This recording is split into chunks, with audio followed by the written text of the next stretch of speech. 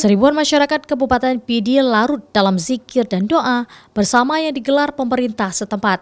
Kegiatan itu berlangsung di halaman gedung Pidi Convention Center.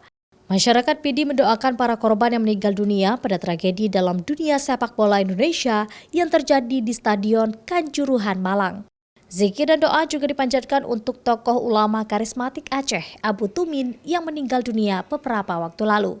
Berdukanya tragedi Kanjuruhan itu tentu kita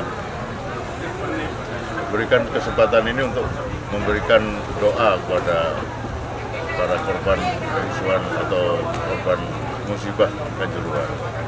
Yang kedua, kita juga mendoakan ulama yang telah meninggalkan kita, mudah-mudahan diberikan tempat yang layak di Allah SWT.